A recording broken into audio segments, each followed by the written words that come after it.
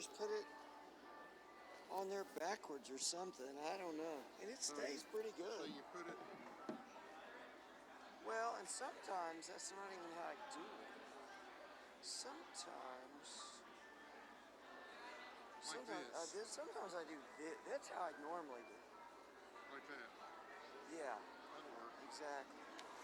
And then it usually it stays pretty good. Would you remind them to social distance? Physical distance or whatever, I think they call it. You just move the podium behind That's the not curtain. Leo. A lot of No, that's not Leo. Somebody asked me Leo's name the other day, and I couldn't remember. Leo the husband. That's not him though. No. That's Richard Holland. Oh, really? Who's that? He's just a tour guide. I've met him several times in Boston. We've seen him on.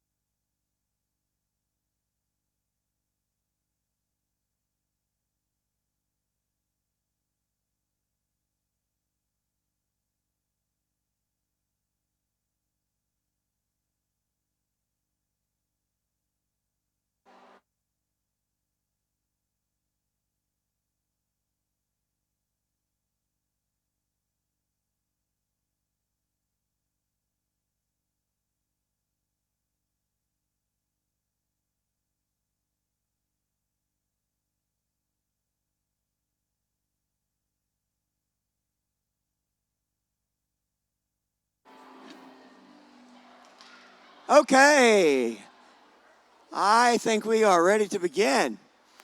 Uh, before we start today, let's give a rousing welcome to Mr. Josh Bullard, who made it today. Wow.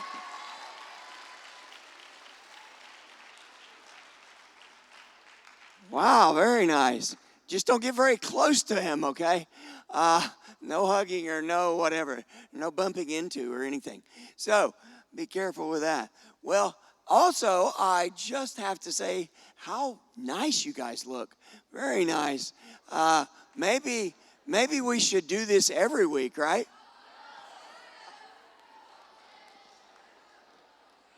All right. Okay, now back to seriousness. It is my privilege today to introduce Dr. Paul Jehle, who's with us. Christian Heritage, and especially Mr. Ralph Bullard, have been associated with Dr. Jehle for over 40 years. He's the senior pastor of New Testament Church near Plymouth, Massachusetts, and serves as executive director of the Plymouth Rock Foundation, which has been committed to teaching America's Christian history for almost 50 years. He is also, among numerous things, on the executive board of America's Hometown Thanksgiving celebration, and has been instrumental in turning the parade from what can only be called a politically correct mess, and now into a true Christian celebration of America's Christian history. Dr. Jehle has had an enormous impact on the ministry of Christian heritage through numerous seminars, videos, books, and his friendship with Mr. Ralph Bullard and Mr. Ike Burris, who is here today, who serves on our board of trustees. He's also served as an unknown kind of mentor to me as I have watched and tried to imitate his informative and passionate style of giving tours in Boston and Plymouth. I owe most of what I know about that to Dr. Jehle. I've often said about Dr. Jehle, he is several things. He is a genius. He is a researcher beyond compare. Just ask sometime if you can about the witch trials. It's just amazing what he researched. He loves the Lord. He loves America and is a gifted orator. So I hope you will intently listen and try to understand the distinct privilege it is that we have him with us here today. He also has Richard Holland with him today, who is also a tour guide in the Plymouth area. It is, of course, we are celebrating 400th anniversary of the Pilgrim's Landing, and they are going to help us understand that at a deeper level. So, Dr. Jehle, Richard, you come up.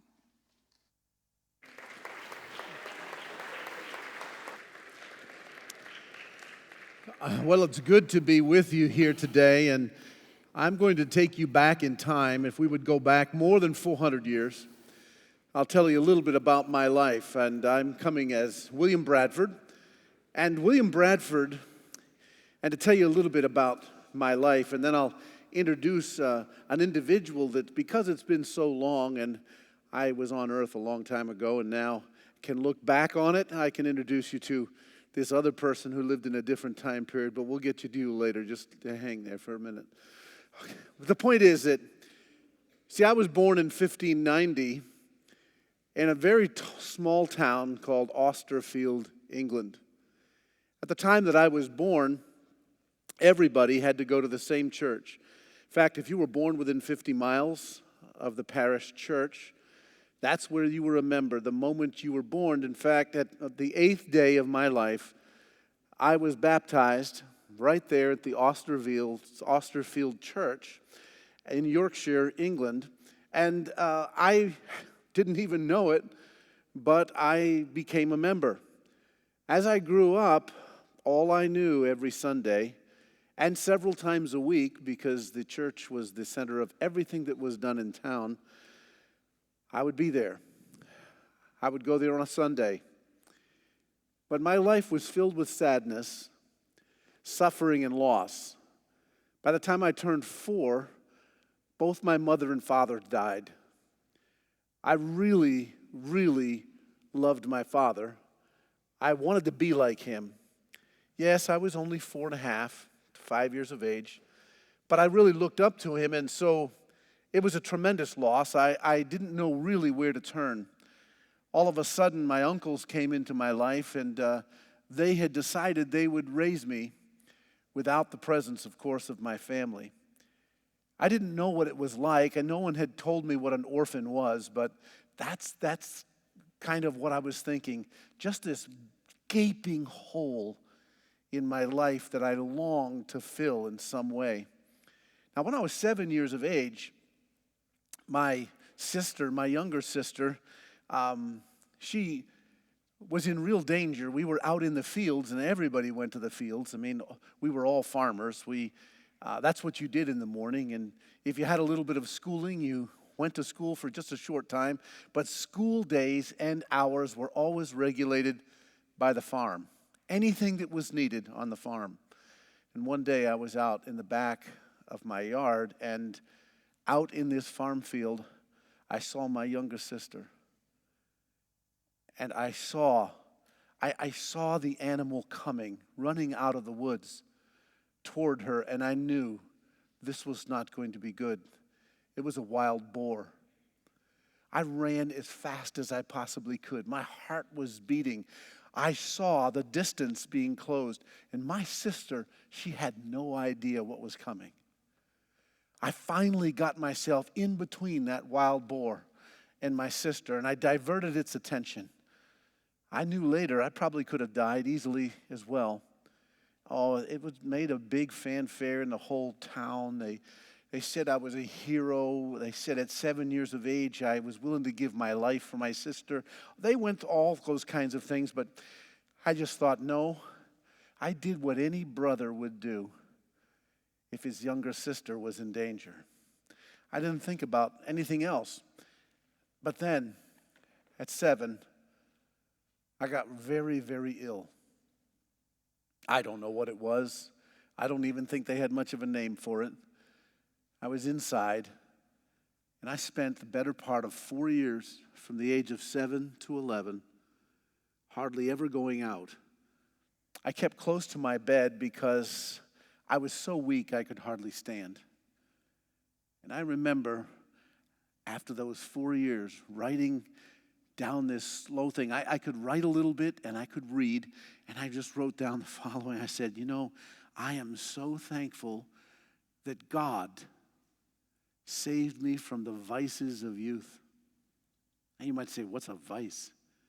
Well, I noticed in my own village that people my age, they just chased very frivolous things. I had been thinking deeply, what would fill the void of the loss of my father and my mother? They were just not thinking about those things at all. And when I thought of God, I wonder if I could actually know him. That thought kept going on. I didn't understand. I would go to church. Nobody told me how to know him. I just heard about him. But going to church that was not just in my era. I've heard that in the 1700s, everybody went to church too. Is that true?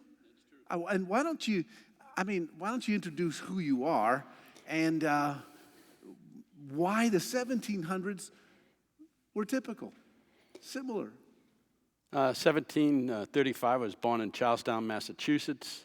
John Winship, 17 ships, over 1,000 people landed north of Boston, Charlestown, and Cape Ann. They moved down to Salem, then down to Charlestown. And they were invited across the bay before I was born into Boston, which was only 2 square miles. Today it's over 52 square miles. And at one time, you could walk around Boston on the decks of the ships without touching water or land. And the reason is because of brackish water. Contrary to belief, we drank more beer back then than we do today. We would feed the children little beers because the water was brackish. You could drink it, get sick, and could even die from it. I was in the tea trade. As I get older, I hid all my tea so it wouldn't be taxed, the dreaded tax of the Tea Act. My father, Samuel Maverick, raised Narragansett horses, the first breed in Rhode Island. They were known as the fastest horses around. And I lived in Charlestown until I died in 1807. What's your name? Deacon John Larkin. And what church did you attend? It was the First Congregational Church of Charlestown. Deacon? What's a deacon? Well, it was a deacon of the church itself. I would collect the finances, make sure everybody was in the church. And we would walk around. If you were nodding out, we'd have this long pole that would hit you in the top of your head. If a woman fell asleep, on the other end of the pole, it was a feather. And we would tickle her nose to wake them up, to keep them awake. I'm sorry. Are you looking to see if anyone needs such a thing today? Yes, I am. I'm keeping my eye out on these. Because you could have a real long pole and help them stay awake. That's right. I have it out in the car. Well, going back to the time in which I lived, which is 150 years before him, when I turned 12, I had this longing to fill that void in my heart. And I didn't know what else to do, but I asked my uncles, are there any other churches that tell you how to know God? And they said, why would you ask such a thing? You go to church anyway. Just relax. But I had this desire to know him. I said, there's no other church. There's no other way to do it. And so I started asking around with people. I'm only 12, but I'm going to the people at church. And somebody whispered to my ear. I don't even remember who it is now, but they whispered to my ear, there is another church, but it meets against the law. Whoa, they're meeting illegally? That's right.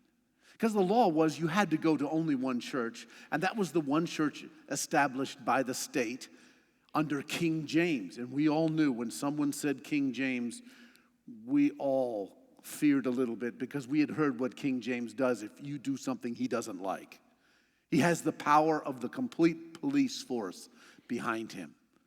And we would say, well, does King James know about this secret church? Well, that's not the only one. Where is this place? I kept asking. Nobody seemed to know till finally somebody had whispered to me, because I was a very inquisitive 12-year-old. I constantly asked questions. And finally someone said, Babworth, England. I thought, Babworth, England. Yes, I know where that is. That's 8 miles from my home. That's not a long way to walk. So I went to my uncle's. You can picture it. I'm sure you'd do the same thing. If you're 12, anybody 12? Yeah, that's something. And listen, and all of you that are older, you would definitely have done this. But at 12 years of age, I went to my uncle's and I said this. Now, you know this would go really well. I said, please, would you take me this next Sunday to Babworth, England, All Saints Church, where I could go and just listen? I was shocked. My uncle said, where did you find out that church existed? Do you know that pastor has been stripped of his license to preach by the nation of England? Did you know that he speaks directly from the Bible? And I said, that's what I'm looking for. That's what I want. My uncles were not pleased. And then I thought, if you're 12, you probably thought like I did, that you go, you know what, if your uncles, my parents I didn't have, but your uncles react that way, I'm saying, you know what, I'm not going to bring it up for a while. I'm just going to see if the next time I bring it up, they're having a bad day. So I dropped it. But when next Sunday approached, I kept hearing that phrase. They preach from the Bible. A Bible. I'd seen a Bible, of course, in the church. Didn't really read it much. We didn't own one, and it was hard to find. And so I realized maybe I had some. Who's going to show me? So again, 2 weeks later or so, I asked again. Do you remember what I asked you before about this church in Babworth? Oh, my uncles did the same thing. This went on for months. Till finally, they called me aside and they said, William, I don't know about you, but sometimes when somebody older than you, an adult, calls you by your formal name, you are in trouble. William? Yes. We've decided if you want to go to that church, you're going to have to go with your own company you provide and walk all 8 miles. I could tell in their eye that they figured that would end it. I said, thank you so much. And just like you would have done, you want to go to church so bad, walking 8 miles is nothing. And I did, through the woods, and I got there. And I sat in that church. And when I came in, I didn't understand why I'd be such a spectacle, a 12-year-old boy walking to an old stone church and walking right in. And immediately, I was handed a Bible.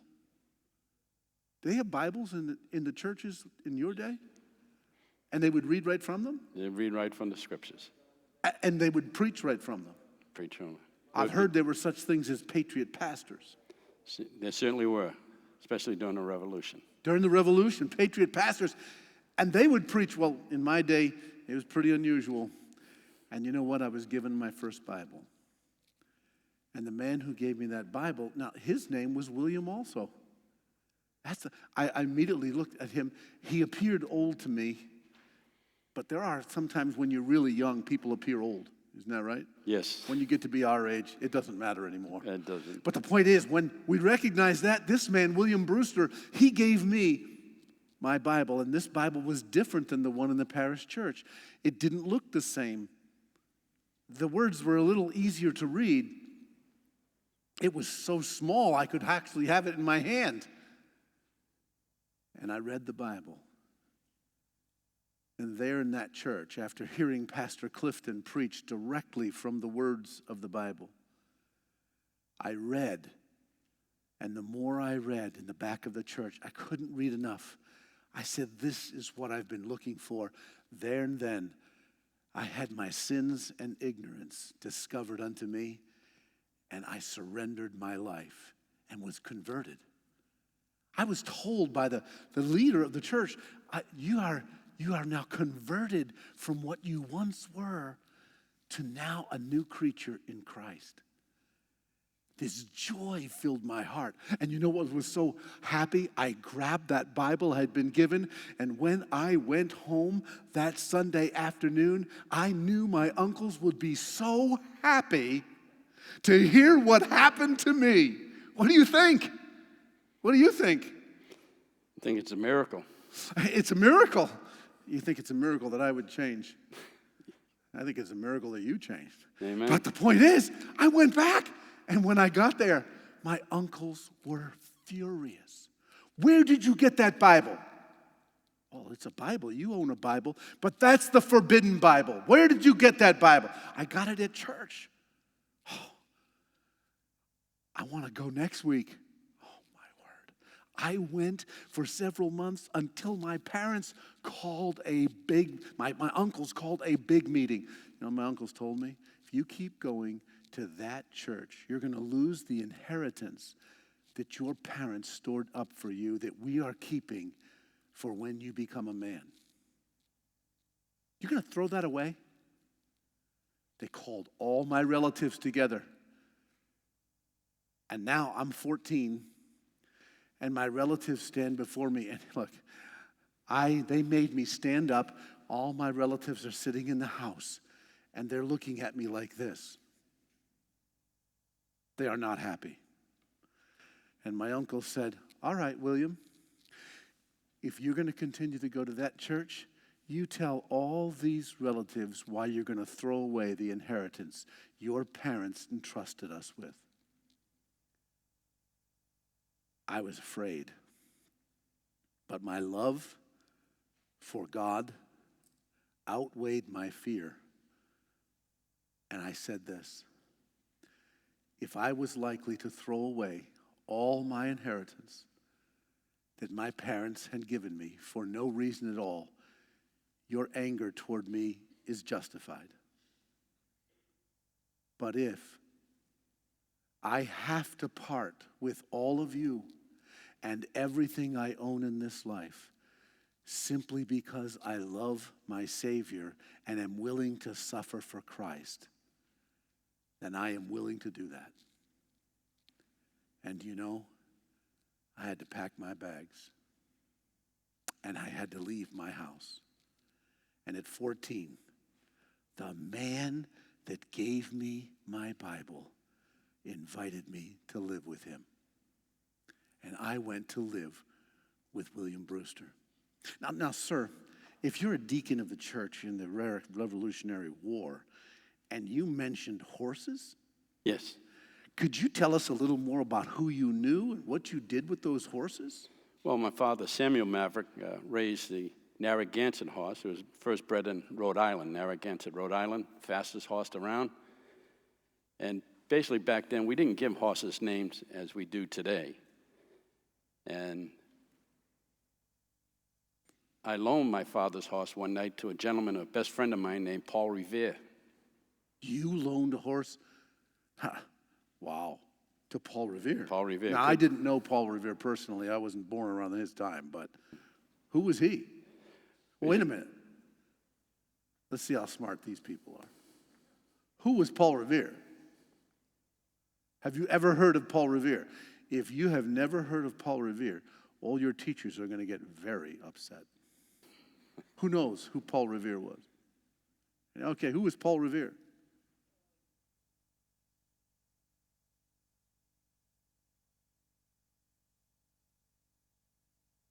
He rode a dispatch. Is that right? Did he ride to deliver messages? Yes. Tell us about what he did. Well, he rode many messages, rode many a times. Samuel Maverick, who started, Samuel Adams, started the Committee of Correspondence to deliver messages, and Paul Revere was one of the most famous and courageous riders. He would go out any time, caught many times, and his wife would tell others who were looking for him to come into his house and say, "Is Paul home?" He says, "No, he's captured, but he'll soon return. He will escape." But he delivered messages as far away as Connecticut. Took 3 days to get to Connecticut at that time. And many nights, and he rode April 18th, 1775, when he put the 2 lanterns in the steeple, and rode across the bay, and I loaned him my father's horse, which I never received back. The British captured him and released him. He was released several hours later. Would you ride the same horse all the way to Connecticut? Not Paul Revere. It was the beginning of the Pony Express. He would ride so far. And basically, you wouldn't loan somebody your horse because that's your livelihood. That's how we got around at that time. And you would drive a certain distance. They would take care of that horse. You would borrow another horse and continue on with your ride. It took a lot out of the animal, but you had to take care of them. And you just didn't loan it to anybody, even your relatives.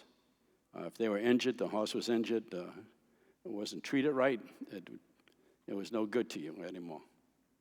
But Paul Revere was known to be a famous rider, and they'd take care of his horse at all cost. Now, I know these students particularly, they look very smart, and they look very studious, and I haven't seen any of them totally asleep and needing that long pole that you talked about. But I can tell you this, that probably, they have probably heard of Paul Revere. Now, was Paul Revere the only rider that rode that night when the British were coming, or the regulars? No, it started off with 2 riders. By the end of the night, there was over 100 riders. And there was a rider, as I mentioned earlier, rode all the way to Connecticut, took 3 days. 3 days back, that's why Connecticut writes the history of the Battle of Concord, Lexington and Concord, because the battle was already over. A 16-year-old girl rode that night. 9-year-old African-American boy rode that night. There was a lot of riders. A 9-year-old. Any 9-year-olds? No 9-year-olds. Any 16-year-olds? All right, good. There's some 16-year-olds. So they would have been riding a horse. How far would they have gone to alert their villages to bring the militia all the way back to Boston? Well, next morning, there was over 11,000 to 14,000 men heading towards Lexington and Concord, and you would ride as far as you could go to take care of the horse and take care of yourself. And if you were caught, it was treason. You're breaking the curfew. Paul Revere was captured. So William Dawes is the second rider, escaped. There was a third rider going to Concord, Dr. Samuel Prescott. He was the only one to reach Concord that night. So you could be arrested for treason just for riding your horse to alert people that the regulars were coming. Yes. That reminds me, because the youth of that day, I've heard about the Patriots. The youth of that day, their famous thing was to spy. The spy, yes. That the young people would be all spies. They would be watching wherever the British were going. That reminds me. There's a lot of spies here. There's a lot of spies here. Okay. But that reminds me, when I was young, after I joined the church, we were an illegal church, so we had to make sure that the people in the town did not know when church was starting. We didn't all want to come at the same time. Now, I was only 15, 16 years of age. I was now part of the church, and I was one of the leaders of the spy gang. That was the youth of that day. What we would do is we would go out on the streets, and we would play stool ball. Now, stool ball is a lot like your bowling. Not quite the same, but we would take this wooden ball and we would roll it down the street and we would knock over as many pins as possible and we would play. Everybody played that game. So it was a great cover. We would play the game and you know what we would do? We would act just like I was ashamed to see the people my age act like there was not a care in the world. There was nothing important to think about. It's just the game. And we would act that way. We learned to act that way because then when the people walked by us, they would be speaking out loud. And they would say, we've heard that these separatists are meeting tonight. And these separatists are going to meet. And it's in that building over there. I think it's sometime tonight because we knew this. There was a law passed in England. And that law said, if you saw anyone worshiping outside the Church of England, you were to turn their names in. And if you knew about it and didn't turn them in, you would get punished. So therefore, they knew it. I knew it. So we would listen. And when we would just act. We practiced it. When we would all get together, we'd practice, okay, now act like you never heard anything. You never heard, and sometimes some of the children heard them giving the names of their parents. I think they're part of this. And you can't go, you give it away. You could turn in your parents. You could turn in yourself. No, you didn't do that. You just kept playing. So you're hearing, they're meeting tonight, and you don't react at all. You're just like, and then whenever they're out of sight, I, as one of the leaders, would get to appoint somebody. You go in, tell Master Brewster what we just heard. Not everybody, because we don't want them to turn around and see that the game has ended. Just one, go tell him. And then we'd keep on going. I've read that's what happened with the teenagers in the Revolution. They were spies. Actually, I remember the British came to Concord and they sunk a cannon at the bottom of the river. Yes. And they threw all the cannonballs in and they threw a barrel of powder in. Yes. But I heard, what did the teenagers do as soon as the British left? They would go swimming. They would go swimming. And they would pull up. In fact, I heard they pulled up a whole barrel of powder and the British forgot to break it, which meant all the powder was still dry. The British seem to be intoxicated with anger. They're very, very well intoxicated with anger. And other things too. Yes. And they were so angry. Do you know that sometimes evil, you get so angry, you have no self-restraint, and they did very stupid things. They threw the cannon in the river, but they didn't break the cannon. So it took about just 12 teenagers, that's all, and they pulled the cannon right up, dried it off, and they used it. And they used it again, yes. No, can you believe such a thing? Can you believe people would be so angry to take away other people's liberties that they wouldn't think, and they would make such stupid mistakes? I mean, this is amazing. Do you think history ever repeats itself? I think so. Really? You think that might be the case? Well, tell us that, Paul Revere, and you loaned him in your horse, and what happened because Paul Revere alerted the countryside? So what? William Dawes got to Concord. What happened in Concord? Well, we have a right to carry and bear arms, and they were going to capture them, and a good way to keep people subdued is to take their guns and ammunition. And so we alerted the countryside, woke up everybody. And does anybody know what the first thing Paul Revere said on his famous ride? First thing he said, whoa. He's like those other people I grew up with. Everything's a joke. And they warned them that the regulars are out to try to capture the guns and ammunition.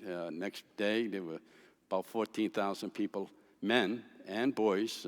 You were a Minuteman from the age of 10 to about 50. No, very few, militia was the 10 to 50, but very few Minutemen who were ready in a minute. They went to work in the fields with their guns, their muskets. They'd be working. They have a little bit of food on them, a little bit of money, just in case the British would show up.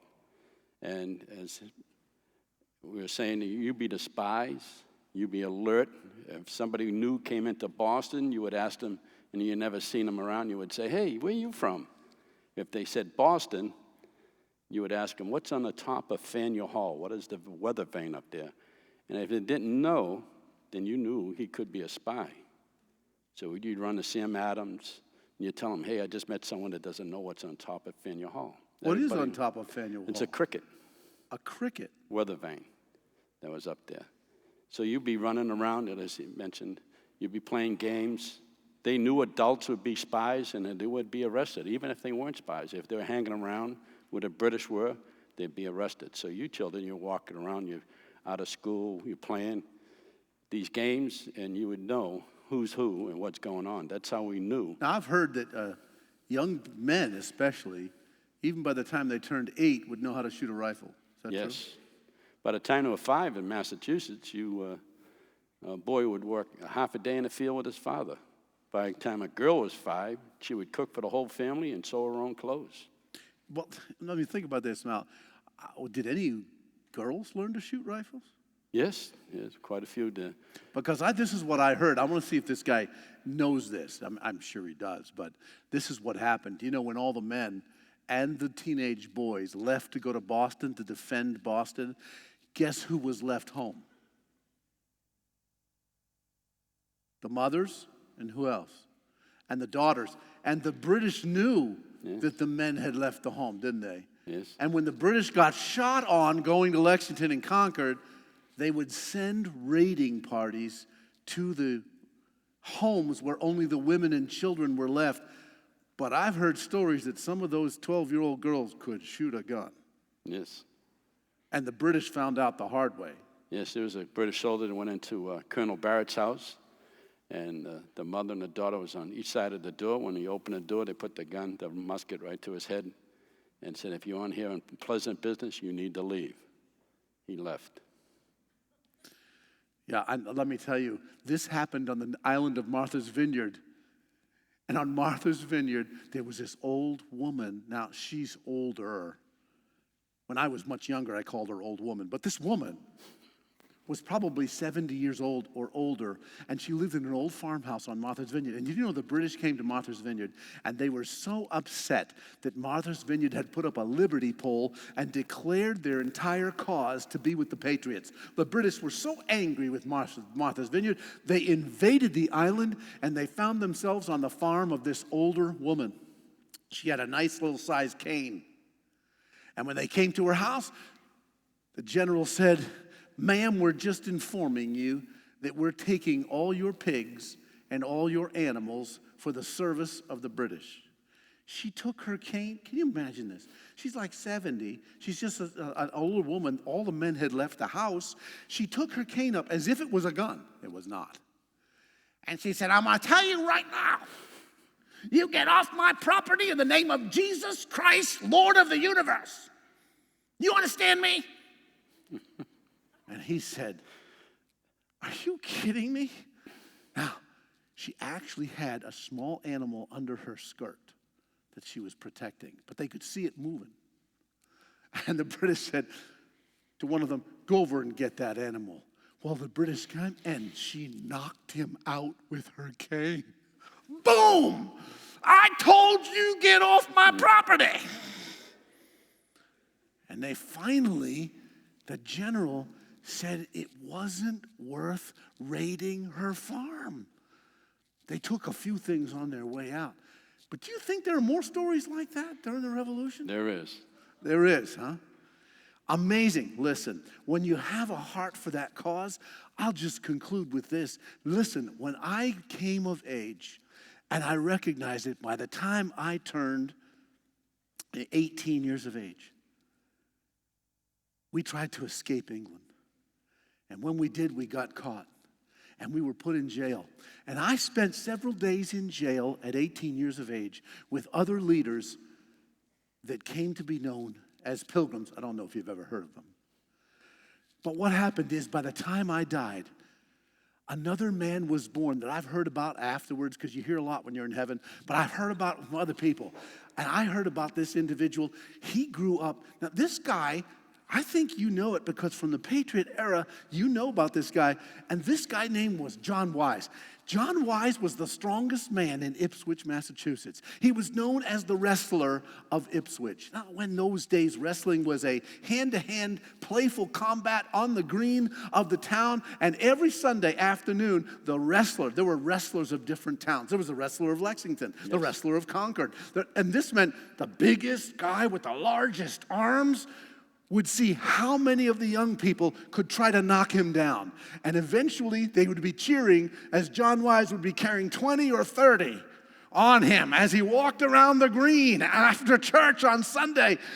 And they were cheering because you just couldn't knock John Wise down. Didn't matter, he had dragging some by his ankles. They're all over his shoulders, on his neck. And this man was so strong. He was called the athlete of athletes, and he had never lost a serious wrestling match. The British came and they said, not the British came, Governor Andros from England, said that the pastors had to become tax collectors and collect a tax that wasn't even passed by Parliament. That's right. And John Wise preached from the pulpit in 1684, no taxation without representation. Is that true? That's true. And he went to jail for that. 5 months of cold jail during the wintertime in Boston. Oh, man. And when they came, they were afraid of arresting him. You understand why? The guy was big. But in jail, reading the Bible, he was convicted by a story in the book of Acts that he had had a bad attitude toward his captors. And he apologized for that, but not for what he preached. That's right. And he wrote a Declaration of Independence. Is that right? For Christians. A Declaration of Independence for Christians. And let me tell you this, he wrote a book, and that book was called The Vindication of New England Churches, and it was to stand for liberty. And that book got reprinted and was in Paul Revere's satchel in 1775. Is that not right? It was part of the committee correspondence written by Sam Adams. So therefore, folks, what happened to the Pilgrims by a link of ideas and inseparable events is what inspired the Patriots, who reprinted the books of John Wise, and that became the basis of the Declaration of Independence, John Wise. And John Wise was the one who took the Pilgrim ideas from 1620 and made them the Patriot ideas of 1776. And you know what? We'll just close with this. You and I, in our other selves, we found his house, didn't we? We did, certainly did. Beautiful home. It was built in 1701 by John Wise himself. And the last story I'll tell you is this. Do you remember the story? Now, we both remember these because we lived through all of this. A man came. John Wise was in his 70s. You remember this? Remember, yes, very well. And he was upstairs in his bedroom. And a man came riding on horseback right in front of his house and said, "Hey, Mr. Wise, are you ready to get beat in wrestling?" He comes to the front window and he opens the window. "Who's there?" And this was like a 28-year-old, well-built farmer. "It's me. Come on down here, Mr. Wise." He says, "Well, I'm not as trim and fit as I used to be, but I'll be right down." Down he goes.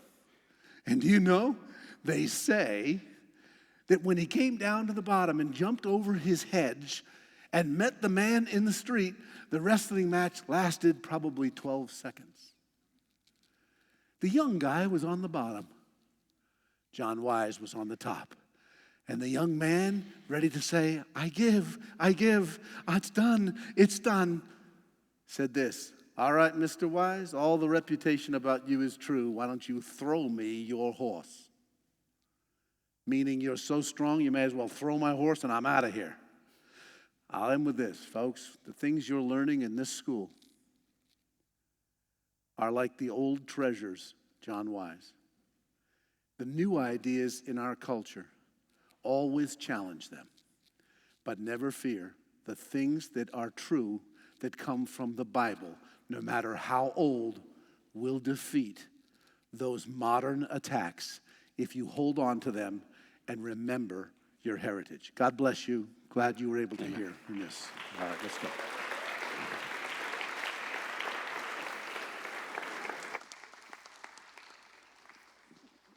Well, thank you very much for that dramatic presentation.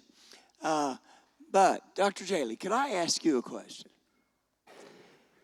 You know, we've just had an election, and we're not sure how to. You guys think had of- an election? We did. Our nation did, yes. And we're just not real sure how to think about these things. Could you help us with that for just a few minutes? Sure, Okay. sure. Well, you know, elections are very important. The fact of being able to make a choice as to who your leaders are is imperative. A well-informed electorate preserves liberty, as they say. But at the same time, we recognize the following. We knew in our day, we never won all the elections. We sometimes had people elected that we didn't approve of. And I say we, the people in the church and the people with liberty.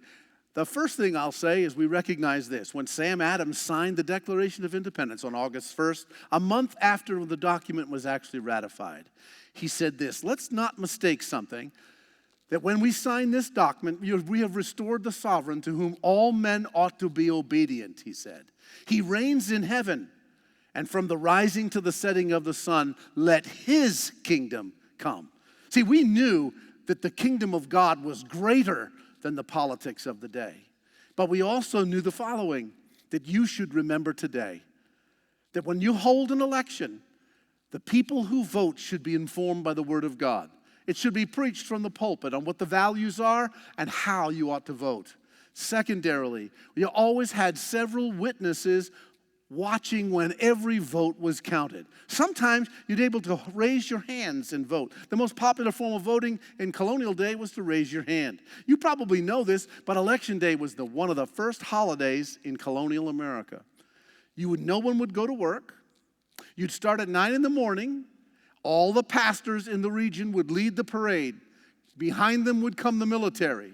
Behind them would come the candidates for office. And they would go to a church, and the candidates would sit in the front row, and on a rotation basis, pastors would preach to the candidates on what made a good magistrate. And that made sure that people knew the biblical standard for election. We called it Election Day after a theological term that we had learned from the Reformation called God's election. We were to select who God had selected, and we discerned it by the Word of God. That's why we voted, and that's why it was so sacred. But I tell you this, I've heard rumors about today that make me very concerned. The first rumor is that not everyone votes.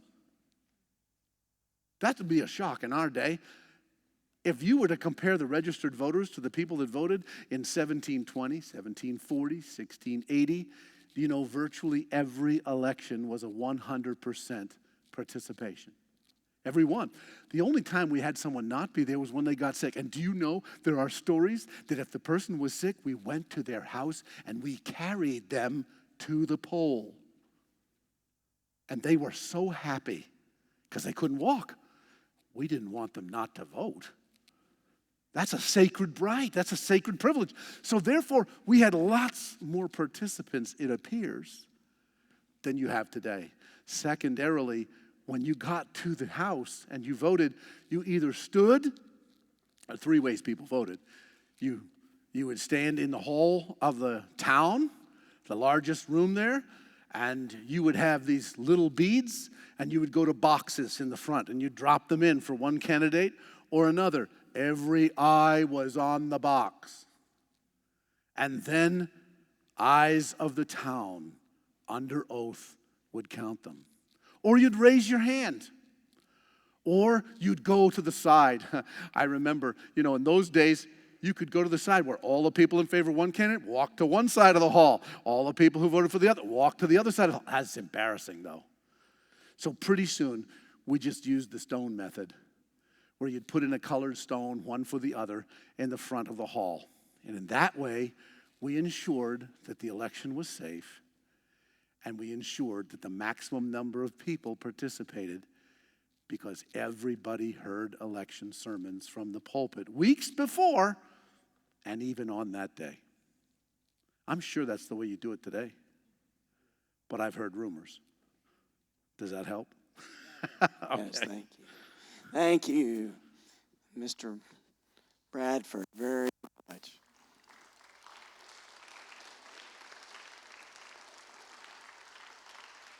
Well, thank you all for listening well, and we will let you move on to third hour. Is that right? Third hour. Okay, you are dismissed.